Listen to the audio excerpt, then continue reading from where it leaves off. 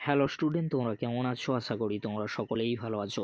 প্রতাপ academy coaching পরিবারে তোমাদেরকে সকলকেই স্বাগত জানাই। তোমরা যারা ক্যালকাটা ইউনিভার্সিটির আন্ডারে অল অ্যাফিলিয়েটেড কলেজগুলির মধ্যে 6 সেমিস্টারে পড়াশোনা করছো, তোমাদের জন্য আজকে আমি নিয়ে চলে এসেছি ইতিহাস অনার্সের বিগত 4 বছরের প্রশ্নপত্র।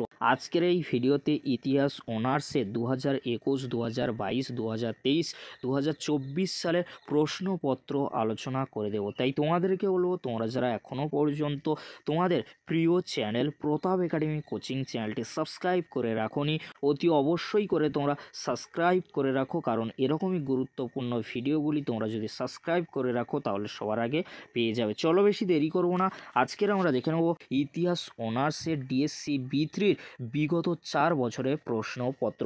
তার আগে তোমাদেরকে বলে রাখি, তোমরা যারা এখনও পর্যন্ত CC13, CC14, ডিএসসি A3 পেপারের কোশ্চেন পেপারগুলি তোমরা দেখোনি, এই ভিডিওর ডেসক্রিপশান বক্সে সেই ভিডিওর লিঙ্ক আমি দিয়ে দেবো, খুব সহজেই তোমরা সেই ভিডিওটি দেখে নিতে পারবে।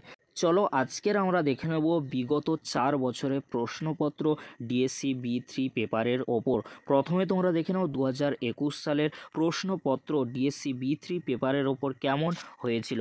প্রথমে একের দাগে নিম্নলিখিত প্রশ্নগুলির উত্তর দাও। এখানে 15টি এসএকিউ এসেছিল, বাট তোমাদের এখন কোশ্চেন প্যাটার্ন অনুযায়ী কোনো এসএকিউ কোশ্চেন থাকে না। 5 মার্কস থাকে, 10 মার্কস থাকে আর 20 মার্কসের কোশ্চেনগুলি থাকে। এবারে তোমরা দেখে নাও দুইয়ের দাগে যে কোনো 4টি প্রশ্নের উত্তর দাও। 5 মার্কসের কোশ্চেনগুলি তোমরা দেখে নাও। প্রাক পুনঃস্থাপন জাপানে সামুরাই শ্রেণীর ভূমিকা কী ছিল? 1853 খ্রিস্টাব্দে জাপানে কমোডর পেরির অভিযানের তাৎপর্য ব্যাখ্যা করো। পরবর্তী কোশ্চেন, 1858 খ্রিস্টাব্দে স্বাক্ষরিত হ্যারিস চুক্তির শর্তগুলি কী ছিল? সৎসুমা বিদ্রোহ সম্পর্কে একটি টিকা লেখো।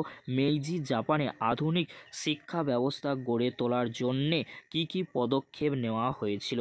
মেইজি জাপানে ধনতন্ত্রের বিকাশে জাইবাৎসুর ভূমিকা মূল্যায়ন করো। 1915 খ্রিস্টাব্দে চীনের ওপর জাপানের 21 দফা দাবি সম্পর্কে টিকা লেখো। জাপানে পার্ল হারবার আক্রমণ সম্পর্কে সংক্ষেপে আলোচনা করো। এবারে তোমরা দেখে নাও তিনের দাগে যে কোনো 3টি প্রশ্নের উত্তর দাও। 10 মার্কসের কোশ্চেনগুলি তোমরা দেখে নাও। ফার্স্ট কোশ্চেন, টোকুগাওয়া শোগুনতন্ত্রের পতনে কারণগুলি ব্যাখ্যা করো। মেইজি পুনঃস্থাপন কি জাপানে আধুনিক যুগের সূচনা করেছিল? তুমি কি মনে করো যে 1889 সালে জাপানের সংবিধান মুষ্টিমেয় কয়েকজন অভিজাত গোষ্ঠীর মানুষের শাসনকে আনুষ্ঠানিক স্বীকৃতি দিয়েছিল? মেইজি জাপানে ধনতন্ত্রের বিকাশ কি রাষ্ট্রের উদ্যোগে হয়েছিল? জাপান কেন মাঞ্চুরিয়া আক্রমণ করেছিল? 1930 এবং 1940-এর দশকে জাপানে সমরবাদের উদ্ভবের ইতিহাস সংক্ষেপে আলোচনা করো। ইংলিশ ভার্সন তোমরা দেখে নাও। এবারে তোমরা দেখে নাও 2022 সালে প্রশ্নপত্র কেমন হয়েছিল ডিএসসি বি3 পেপারের ওপর। একের দাগে যে কোনো 3টি প্রশ্নের উত্তর দাও। 5 মার্কসের কোশ্চেনগুলি তোমরা দেখে নাও। প্রাক পুনঃস্থাপন জাপানে ডাইমো শ্রেণীর ওপর একটি টিকা লেখো। জাপানের ইতিহাসে 1853 খ্রিস্টাব্দে তাৎপর্য ব্যাখ্যা করো। মেইজি সরকার গৃহীত সামরিক সংস্কারের ওপর একটি টিকা লেখো। 1868 সালের চার্টার ওথ বা সনদভুক্ত শপথপত্র কি মেইজি জাপানের রাজনীতিতে কোনো পরিবর্তন এনেছিল? শিমোনোসেকি সন্ধির শর্তগুলি বিশ্লেষণ করো। ইঙ্গো জাপান মৈত্রী চুক্তির প্রেক্ষাপট আলোচনা করো। এবারে তোমরা দেখে নাও দুইয়ের দাগে যে কোনো একটি প্রশ্নের উত্তর দাও। 10 মার্কসের কোশ্চেন 2টি থাকে, একটি প্রশ্নের উত্তর তোমাদেরকে লিখতে হয়। মেইজি পুনঃস্থাপনের প্রকৃতি বিশ্লেষণ করো। পরবর্তী কোশ্চেন, 1921 থেকে 22-এর ওয়াশিংটন সম্মেলনের প্রেক্ষাপট ও ফলাফল আলোচনা করো। তারপরে তোমরা দেখে নাও 3-এর দাগে যে কোনো 2টি প্রশ্নের উত্তর দাও। এখানে 20 মার্কসের কোশ্চেন 4টি থাকে, 2টি প্রশ্নের উত্তর তোমাদেরকে লিখতে হয়। ফার্স্ট কোশ্চেন, জাপানের টোকুগাওয়া শোগুনতন্ত্রের যুগে সামাজিক শ্রেণীবিন্যাস বিশ্লেষণ করো। রাষ্ট্রের ভূমিকার বিশেষ উল্লেখ সহ মেইজি যুগে জাপানের শিক্ষা ব্যবস্থার বিকাশ সম্পর্কে আলোচনা করো। মেইজি জাপানের অর্থনৈতিক বিকাশে বেসরকারি উদ্যোগের ভূমিকা মূল্যায়ন করো। চীন জাপান যুদ্ধের প্রেক্ষাপট আলোচনা করো। তুমি কি মনে করো এই যুদ্ধের মধ্য দিয়ে জাপানি সাম্রাজ্যবাদের উত্থান হয়েছিল। ইংলিশ ভার্সন তোমরা দেখে নাও, আমি আলোচনা করছি না। এবারে তোমরা দেখে নাও 2023 সালের প্রশ্নপত্র ডিএসসি B3 পেপারের ওপর। একের দাগে যে কোনো 3টি প্রশ্নের উত্তর দাও। 5 মার্কসের কোশ্চেন এখানে 6টি থাকে, তোমরা দেখে নাও। প্রাক পুনঃস্থাপন জাপানে সামুরাই শ্রেণীর ভূমিকা আলোচনা করো। 1853 খ্রিস্টাব্দে জাপানে পেরির অভিযানের ওপর একটি টিকা লেখো। মেইজি জাপানে আধুনিক শিক্ষা ব্যবস্থা প্রবর্তনে গৃহীত পদক্ষেপগুলি আলোচনা করো। আধুনিক জাপানে ধনতন্ত্রের বিকাশে যাই বাৎসুর অবদান আলোচনা করো। আধুনিক জাপানে গণ আন্দোলনের ইতিহাসে 1918 খ্রিস্টাব্দে চাউল দাঙ্গা এর গুরুত্ব বিশ্লেষণ করো। পোর্টস মাউথে সন্ধি চুক্তির শর্তগুলি কি কি ছিল। এবারে তোমরা দেখে নাও 2 এর দাগে যে কোনো একটি প্রশ্নের উত্তর দাও। 10 মার্কসের কোশ্চেন এখানে 2টি থাকে, একটি প্রশ্নের উত্তর তোমাদেরকে লিখতে হয়। 2টি কোশ্চেন তোমরা দেখে নাও। মেইজি পুনঃস্থাপন কি জাপানে আধুনিক যুগের সূচনা করেছিল? বিংশ শতকে রুশ জাপান যুদ্ধের তাৎপর্য বিশ্লেষণ করো।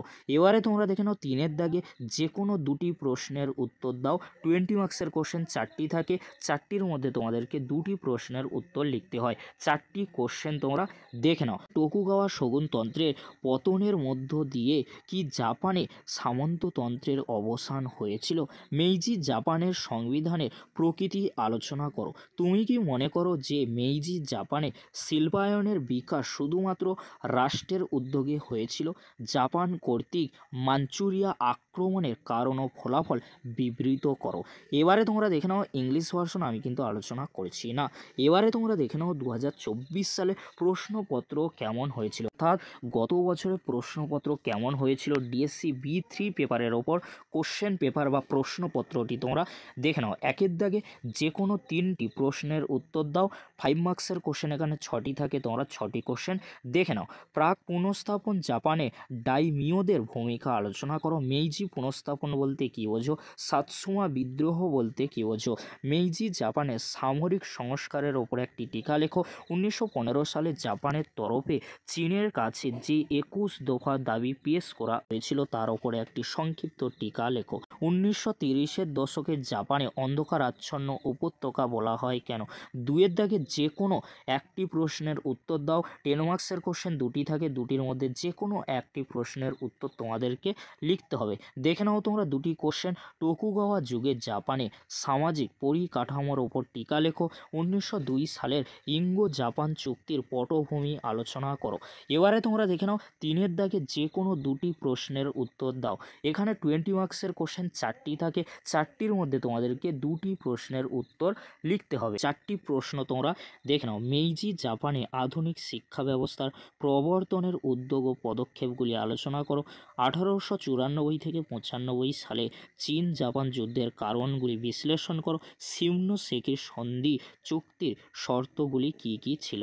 মেইজি জাপানের অর্থনৈতিক উন্নয়ন পর্যালোচনা করো। ওয়াশিংটন সম্মেলনের পটভূমি ব্যাখ্যা করো। প্রশান্ত মহাসাগরীয় এলাকায় জাপানের আগ্রাসী নীতি সীমাবদ্ধ করার ক্ষেত্রে এটি কি সফল হয়েছিল? এবারে তোমরা দেখে নাও ইংলিশ ভার্সনের কোশ্চেন পেপার, আমি কিন্তু আলোচনা করছি না। এই ছিল আজকের আলোচনা। যদি ভিডিওটি হেল্পফুল হয়ে থাকে অবশ্যই ফ্রেন্ডদের কাছে বেশি বেশি করে শেয়ার করে দিও। আজকের এতটুকু, পরবর্তীতে দেখা হচ্ছে নেক্সট কোনো একটি ভিডিওতে। ভিডিওটি দেখার জন্য তোমাদেরকে অসংখ্য ধন্যবাদ।